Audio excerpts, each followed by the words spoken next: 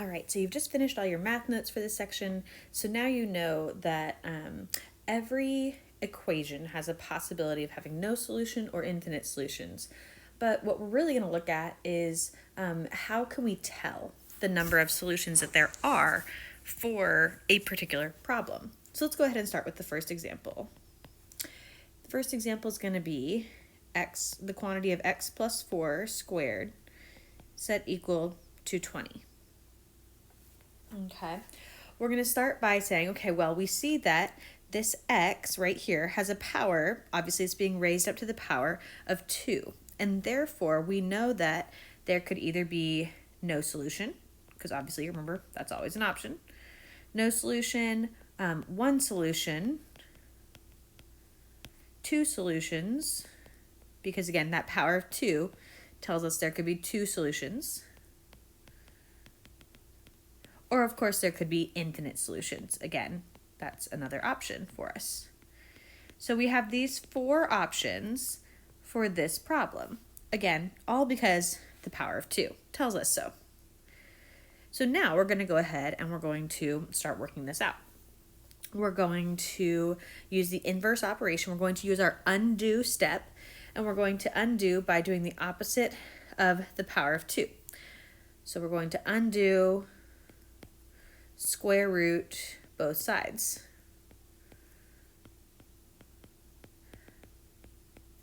When we square root both sides of an equation to isolate the variable, we have to remember that we always put a plus or minus sign in front of the constant that we're square rooting as well. So now we have x plus 4 left all by itself on the left side of the equation, set equal to plus or minus the square root of 20. All right, and then our next step, our next and final step, would be again to undo. The way to isolate this x is to subtract 4 from both sides. We don't ever subtract from the inside of a radical, and so therefore we're going to subtract that 4 from the outside of the value. Final answer, x is equal to negative 4 plus or minus the square root of 20. Now we might want to take a little refresher from the last chapter and just remind ourselves that this is actually 2 real solutions. We have the answer of negative 4 plus the square root of 20, and, sorry, I should say x is equal to, and x is also equal to negative 4 minus the square root of 20. Because the square root of 20 is a rational, is a positive number and not a negative radicand, then we know that these are 2 real, they actually exist on the graph, solutions. And this meets up with what we had said earlier, that 2 solutions is a possibility. All right, let's do another example.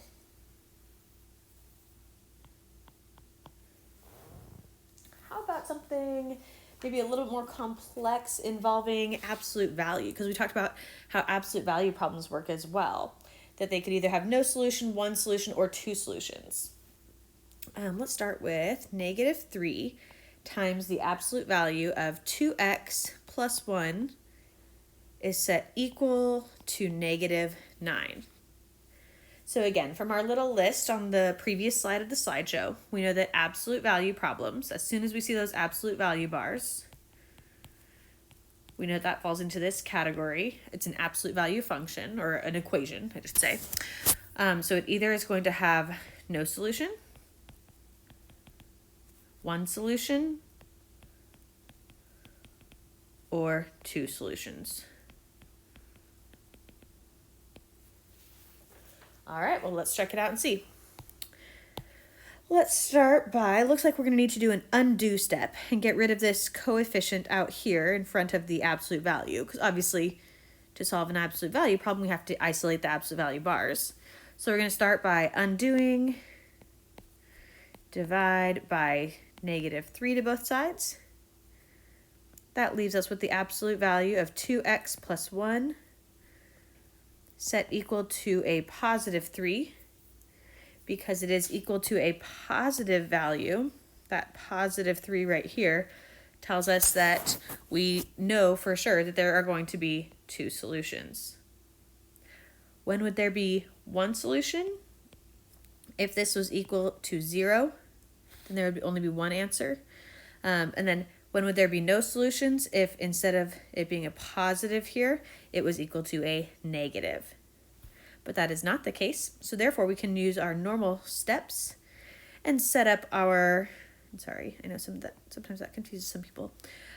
We do 2x plus 1 is set equal to a positive 3, and the positive inside 2x plus 1 is equal to a negative 3 as well. We're now going to isolate our variable by doing again our undo steps. Remember that we should always be doing the same steps as we go through to solve. So if you ever find yourself like doing -1 to one side and +1 to the other equation, you're doing it wrong, okay? That we always have to have the same process for both sides. So we have 2x equals positive 2, 2x equals -4, divide by 2, divide by 2, divide by 2, divide by 2. Everybody gets divided by 2, and we have 2 answers. X is equal to positive 1, and x is equal to -2. So again, we could already have known that it was going to be 2 possible, or 2 actual solutions, because we know that when you isolate the absolute value bars, and you ask, okay, is this equal to a positive, a negative, or 0? That's how we're going to tell how many possible solutions the absolute value equations are going to have. Alrighty, let's go ahead and do another one.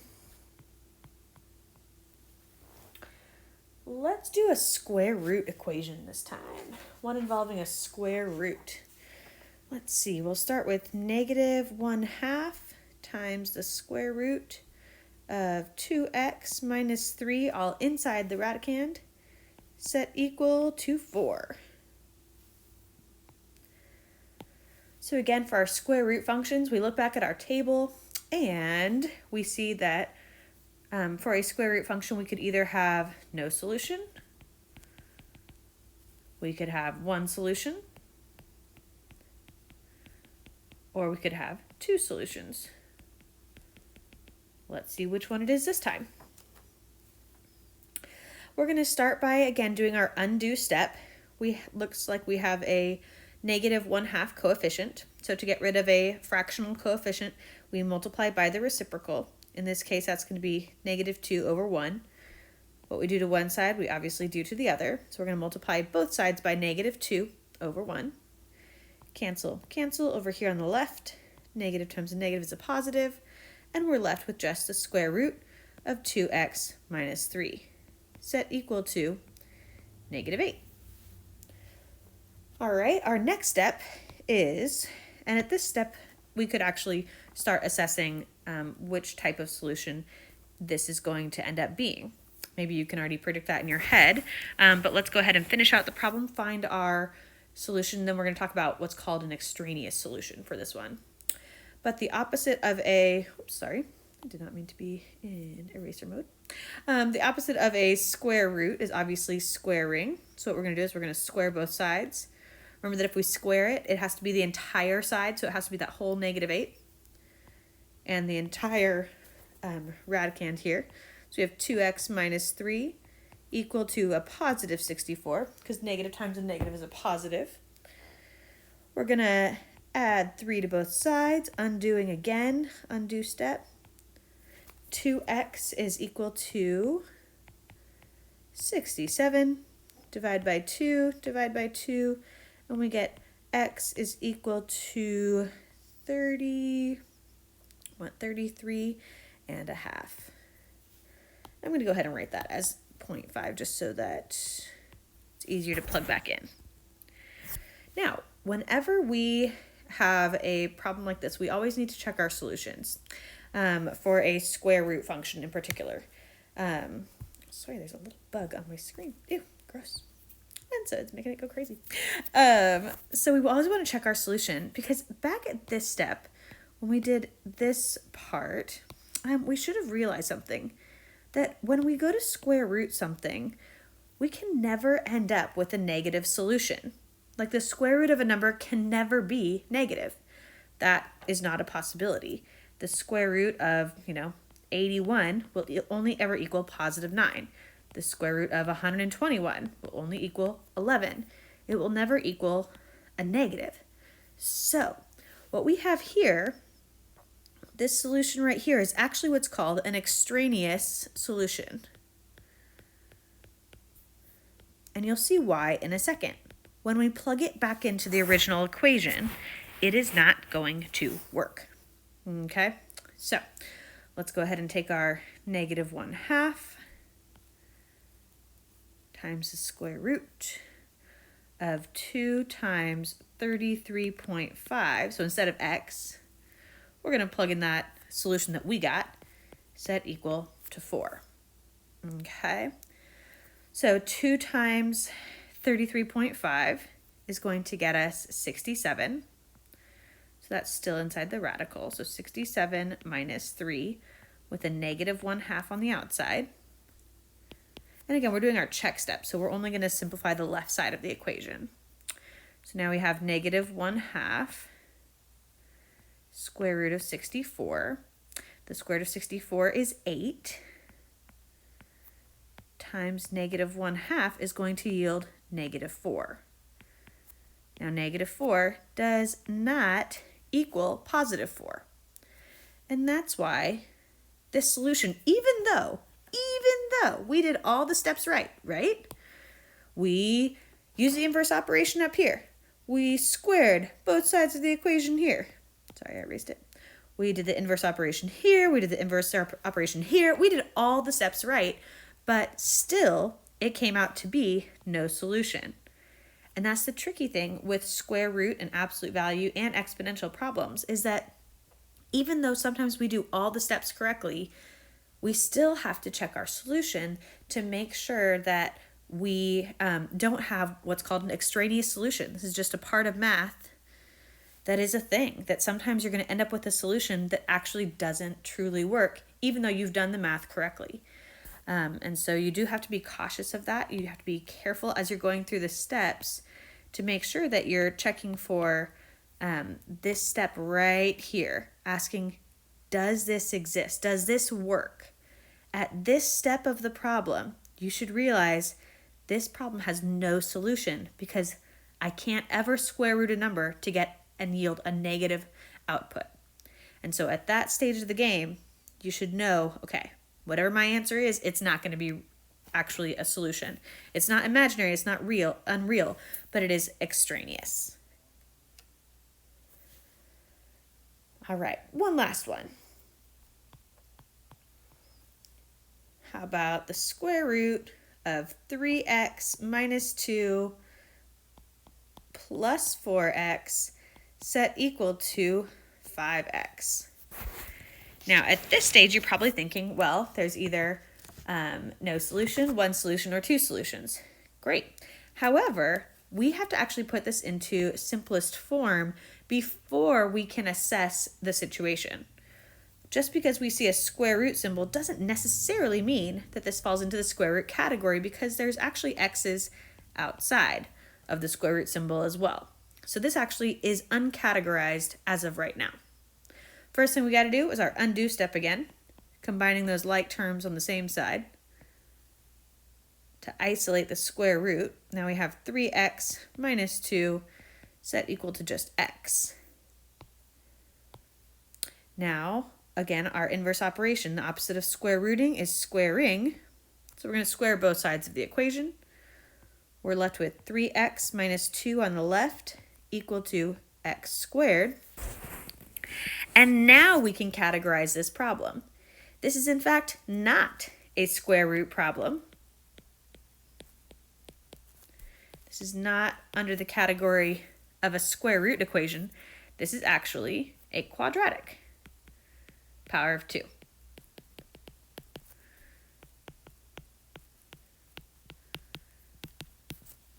So we do have to keep that in mind, that this, again, quadratics actually have an extra possibility for answers. It could be no solution, and I'm just going to abbreviate because we've gone through like 3 practice problems so far. So it could be no solution, 1 solution, 2 solutions, or it could be infinite solutions.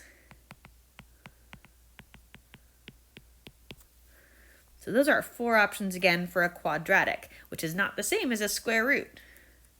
So we do have to make sure to simplify, simplify, simplify first. And that's how we're going to end up being able to categorize this problem. So now that we know it's quadratic, we know we have to get everything onto one side of the problem. So let's go ahead and subtract 3x from both sides. And we're going to add 2 to both sides. Move everything onto one side. So we have 0 equals x squared minus 3x plus 2. Let's see, how do we solve quadratics? Oh, that's right.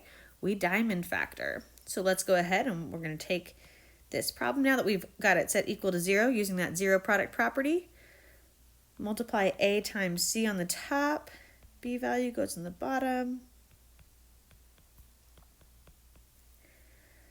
Take that value, plug it into a generic rectangle. We got x squared. We got 2, negative 2x, negative 1x. Ask what they share with each other.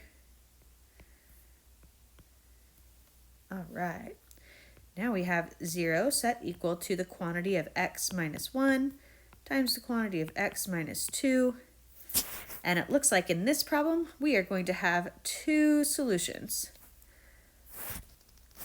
We're going to use that 0 product property and say, okay, we're going to set the first quantity equal to 0, which means x equals 1 is our first answer. X minus 2, set the second quantity equal to 0. X equals positive 2 is our second answer. But just for good measure, again, we always want to be nervous, kind of like apprehensive about that square root, right? We want to, even though it's not categorized as a square root, there is a square root in this problem. So we do want to be careful, and we are going to double check our answer just to make sure there aren't any extraneous solutions here. So let's go ahead and use our original equation, the square root of 3x minus 2 plus 4x equals 5x. And let's check both of these solutions. Start with x equals 1. So we'll start with the square root of 3 times 1 minus 2 all inside the radical plus 4 times 1 outside the radical equals 5 times 1. And let's simplify that left-hand side. We've got square root of 3 minus 2, square root of 1, 1 plus 4, that does equal 5. 5 is equal to 5, yes. So awesome. So that first one is a real, true root. It is not extraneous. Let's try the second one. We got 3 times 2 minus 2 all inside the radical plus 4 times 2 equals 5 times 2. And let's see, that's going to put us at 6 minus 2 inside the radical, which is the square root of 4, which is 2, plus 8, which is 10. And 10 does equal 5 times 2, which is 10. Great. So in this case, both of our solutions turned out to be valid, true roots. Neither of them are extraneous. All right, and that's pretty much how the more complicated version of the type of problems that you're going to encounter. You're probably going to encounter actually a lot easier ones throughout the rest of this lesson, but I thought I would do the examples for the harder ones so that you can experience the more difficult level and then have a little bit more of a reprieve with the easy ones. So hopefully this was